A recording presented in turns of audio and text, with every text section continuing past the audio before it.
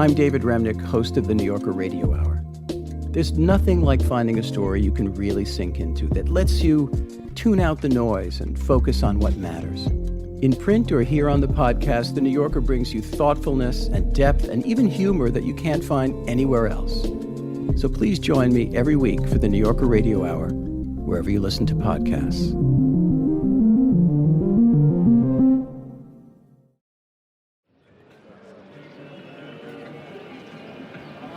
It's a bright Monday morning, and we're in a parking lot with Zanele Molo.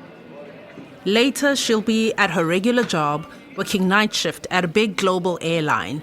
But right now, she's getting ready for a completely different task. I do love being in control. I definitely do love being in control, and it took me a while to realize and admit it.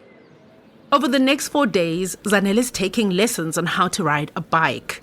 But following someone else's lead doesn't come naturally to her, so she's psyching herself up with a little pep talk. I've spoken to myself.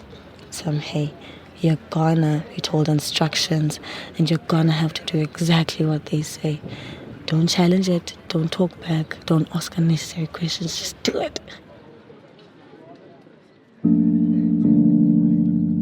Zanele's lessons are happening in her neighborhood in Khayelitsha, where recently she's seen more women than usual cycling around. So she wanted to know what all the fuss was about, like, should she be riding a bike? The only thing is, Zanele hates failing. The last time she rode a bike was when she was 5. She fell flat on her face, and that was it. She never tried again. So Zanele, we are going to get a bike for you. That's Zanele's coach, Zanele Molo. And we will basically remove the pedals. And you're just going to hop on the bike, and you're going to move by your own 2 feet on top of the bike. Like those black scooters for kids. Yeah, so literally that's what you're going to do today. Zanele's in his mid-30s and has coached hundreds of young women to overcome their fears. The idea is that you need to feel the bike moving left to right. And then once we see that you have a bit of steadiness, we'll put back the pedals. And also just to warn you, the saddle of a bike, it's going to feel very uncomfortable.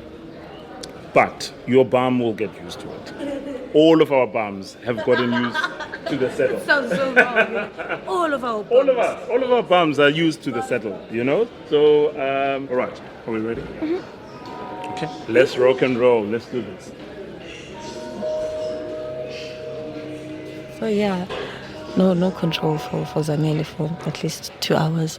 Like, I can do 2 hours. Hi, I'm Lesedi Mokgwatle, and this is Radio Workshop. Zanele Molo is 22. She grew up in South Africa's Eastern Cape province. And she lost her mother, her aunt, her grandmother when she was really young. So at age 11, she was moved to Khayelitsha to live with her uncle. Khayelitsha is the biggest and fastest growing township in Cape Town. Like so many parts of South Africa, it's a place full of contradictions. It's vibrant, bustling, and community-oriented, but there's also a high level of unemployment and a lot of crime. And it's right in the center of this township, tucked between the Khayelitsha Mall and the train station, that you'll find Khaltsha Cycles. Zanele Molo started Khaltsha Cycles in 2017 as a small bike shop, like a place where you could buy, rent, or repair a bike. Since then, it's grown into an organization that promotes cycling in townships with a special focus on training young women through the Khaltsha Cycling Academy. I've always been wanting to get women on bikes because I've just seen how women are not given the opportunity to rely on themselves, for example, to transport themselves. It's a skill to learn how to ride, and no one can take it from you. Zanele says that it's also about freedom, about enabling women to go where they want to go. And that's what got Zanele curious to give cycling one more try. We're back at the first day of lessons. Zanele is working hard to settle her nerves, but there are so many distractions. People want to know what's going on. People want to see. And I don't like people staring at me when I'm learning to do something. Take your eyeballs off of me. Oh my gosh, do something. Find something to do. Oh my gosh, no. Zanele is learning to ride on a paved strip that's about 40 meters long, with the bike shop at one end and a supermarket loading area at the other. There's a constant stream of passers-by who stop to stare at Zanele and her pedal-less bike. So, there we go. The bike is yours. You have both of your feet on the floor. You are seated on your saddle. And then you just allow the bike to move underneath you. You don't wrestle the bike. Okay, let's go. Right. When you feel like a bike, you have a pull and then you lift up your feet. Yes, exactly. Whoa. Oh my gosh, no. Got you. Yo. I got you. Yo, that was Let's scary. go again. You felt the bike moving a little bit faster, and then you just lift up your feet. You're learning. You're gonna wobble. You're gonna do all sorts of things. It's normal. Then, take two. Zanele manages to push herself forward. She picks up her feet and stays balanced for a few seconds before tilting to the side. Yes! That's what I want. I got you. Oh my goodness. That's exactly what I want. You did it. Hey man. Now I I'm know. contemplating my life decisions. Zanele is tired after her first lesson. She hangs up her helmet and sinks down into one of the couches in the bike shop. Right now, I'm just a girl. I want ice cream. Riding bikes is not easy, man. And I literally had to trust my instructor I have trust issues. But yeah, I guess it's something that I have to work on for the sake of the lessons, you know? Yeah, that's a me thing. That's definitely a me thing. But yeah.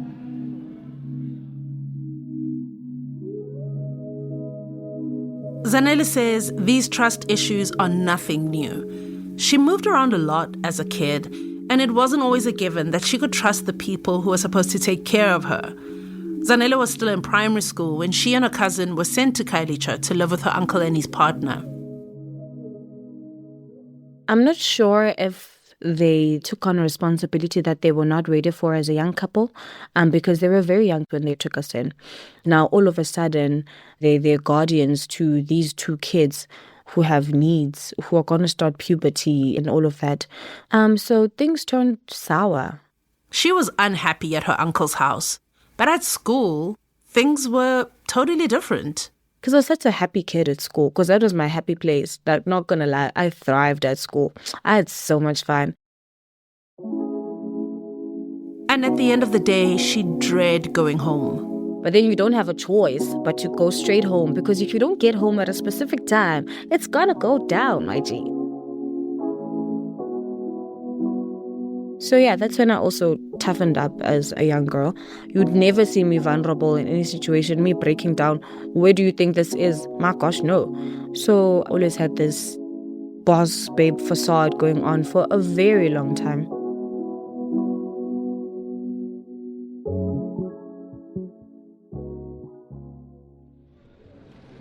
Day 2 on the bike, and it's hot and windy in the parking lot. There's a group of construction workers jackhammering in the concrete a few meters away. They pause every now and then to check out what Zanele is up to. But today, she's feeling a little less phased, a little more invincible, because she's been kitted out with a pair of cycling shorts with so much padding that Zanele says it feels like she has a BBL. A Brazilian butt lift. That's what a BBL is. They take the fat from all around your body, then they inject it in your butt. Now you have a massive bum. That's how I feel right now. But yeah. And then it's time to get to business. Okay, let's go again. Zanele pushes off, then leans too far to the left. As I'm gonna fall. And she tumbles to the ground with her bike. Okay, well done on falling. Now we've taken the edge off. My heart is pumping like Yeah, a Janin. Yo. Let's go, Zanele. Asan. Why can't it go straight? It's gonna. This bike is a weapon formed against me. I don't know how it gets to the wobble. All of a sudden now it's gwara gwara. How does that happen? How on earth? So listen, be kind to yourself. It's day 2, Joe. And look at you, you're already pedaling. That's the most important part. Yes, it is scary. And I feel so scary because I'm usually a fast learner. Like, I easily get the hang of things. I'm not used to the baby steps and what. I'm usually at the top of things. This is so new to me and I don't know how to feel about that.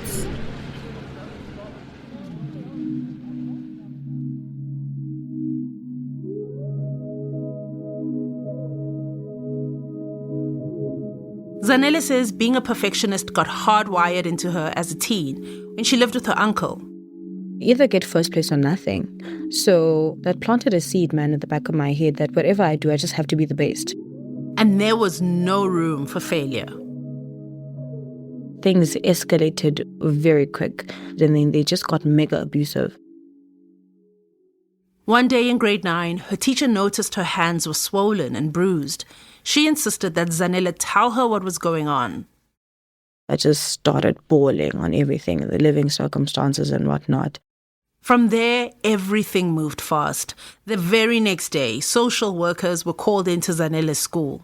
They saw the scratches and the bruises and all of that, and they were like, if we don't get you out of there, you're gonna die. You're not going home tonight. Now my heart is pounding. Like, I was frightened. And they were like, no, relax. Like, just relax, calm down, trust us. Zanele was taken to the hospital for assessments, while the social workers collected her belongings from her uncle's place. They phoned around, trying to find Zanele a place to stay. Long story short, they called this lady on and they're like, yeah, we have a teen for you. And yeah, she's ready. This is the situation. And she was like, no, come through. That night, Zanele was taken to her new home. So we got there, very nice, tall, dark-skinned lady, full face, full cheeks. And she was like, I'm sorry that you had to go through all of that, but I'm gonna be your mom now.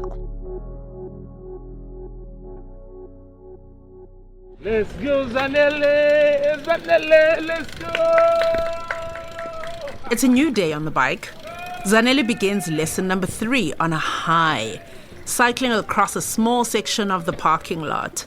But just as she finds her balance, her overthinking kicks in and things kind of fall apart. Let's go. Zanele, start again. I need the, give me that. I'm trying, I swear to God. Give me that push, that big push. Come on, let's go. I'm trying. Yeah, give me that quick push. Quickly get on your back. Whoa. Zanele says she's tired, that she needs a breather. She slumps against the wall of the bike shop. It's nearing the end of the workday, so it's buzzing out there. There's music blasting outside the train station, and people are moving up and down. Zanele just watches it all go by. It's slowly starting to get to me now. I feel like I'm stagnant, like I'm stuck in one place, and I don't like that. I keep doing the same thing over and over again. I'm not making any progress right now. It's a low point for Zanele. She sips slowly from her water bottle and stares into space. But just then, a bunch of girls from the Khaltsha Cycling Academy pull up, returning from one of their training rides. About 15 young women in their early teens, looking totally at ease and in control. They're so cute and everyone is so confident in cycling. Like, all of them are just steady on their bikes. Balance is awesome. Everybody's just riding their bike and just minding their own business. Like, they look super chilled. It's so nice to watch, man. Zanele is ready to go home after this roller coaster of a day. But she's not totally defeated. Despite all of the drama, she knows she's improving. Sindile told her as much. So did a construction worker in the parking lot. Today you are better. Yesterday I didn't even want to see you. I was so scared. It's called learning.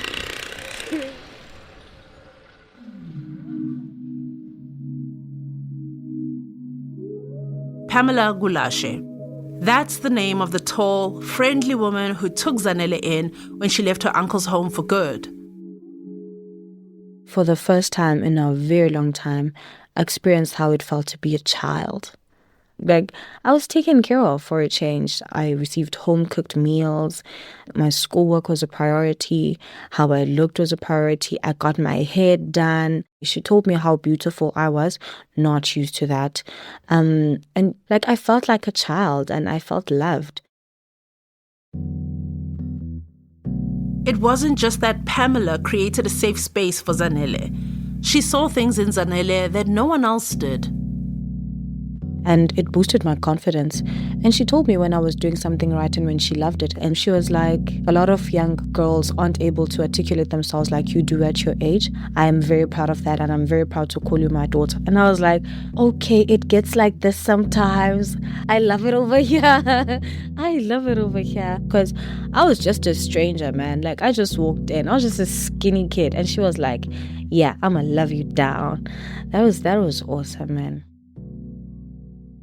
Pamela adopted Zanele in 2017, and not long after, she founded the Lindokuhle Children's Home. Pamela went on to foster and adopt many more children. The home was full of love, but it was also super busy and filled with emotions. And as the first adopted child in the family, Zanele had responsibilities. The youngest baby at the time was like 6 months, I think. So yeah, helping the other kids settle in, adjust. And also, when you hear the background stories of where other kids come from and what they've been through and all of that, and some of them what they're still going through, it was just trauma food salad, just mixed janji of emotions.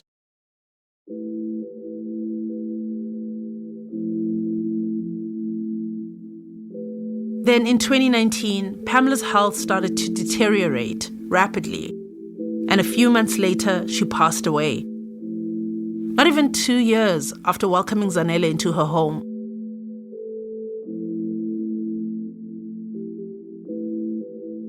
Heartbroken as hell. Heartbroken. She couldn't even see me complete my matric. That broke me though, not gonna lie. I come from a family of very strong women, and that comes a lot with grief, man. So yeah, when these things happen, as a child, you literally don't have a choice but to be strong and keep going. But started being graceful towards myself as well. That, you know what? It's my first time doing this, man. I've never been 22 with no parents. Like, I've never done that before. So I'm taking it one day and one step at a time, man. Because there's only so much that we can control. We're back in the parking lot for day 4. The summer wind is howling, and Sindile gives Zanele one final pre-lesson pep talk. So basically today, don't think about the starting situation. Just randomly start, Don't think about it too much. We raised up the saddle slightly higher. Okay. But now the fun part is that you have the wind at your back and it's going to propel you forward. It's not fun. No, that is fun. Very scary. Yeah, let's get it going. Over to you, Zen. Why am I doing this to myself? Got this. Lovely, nice. No. You're good. I love it. I love how you started. Oh, like a pro. Show me. Mamela. Pro yet. Today, good vibes. Today. I hope so. Hey. 3, 2, 1. I take off, and after like 4 or 5 pedals, like I'm pedaling and the bike is moving and we're moving, we're balanced. I'm keeping straight, my breathing is regulated. Yes. No, you got it. I'm trying. Woo! Sorry, beep beep. First rider. I'm at the top of the bike, it's moving, I'm in control, my shoulders are relaxed, my grip isn't firm, it's just okay.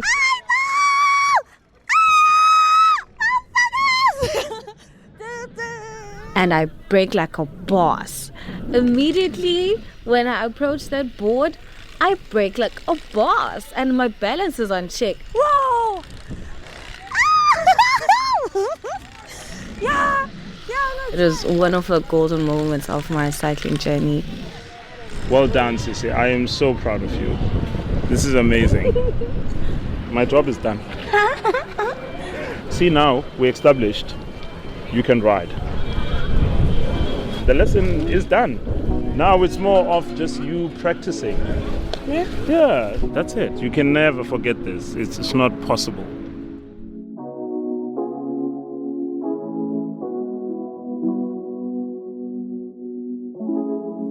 say their goodbyes, and Sindile tells Zanele she can stop by Khaltsha Cycles anytime to borrow a bike.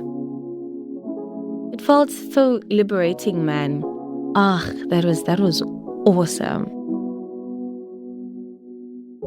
So yeah, for emotional and mental balance, I think I'd definitely go back so that I can be able to invest in myself as a cycler as well. The minute when it starts feeling like it's a lot now, it's too much now, I can't handle, I could just hop on a bike and just ride to the beach. Like that would be nice. Zanele says she still has a lot to learn, but at the end of the day, it was all worth it. Even the scrapes and bruises. Now, I don't mind my bruises, Shem. I like my bruises now. Because it's evidence that I'm a cyclist now. But yeah, let's call it a day's munch. Bang, bang, bang! Okay, it's starting off as a cyclist munch. I feel good, not gonna lie.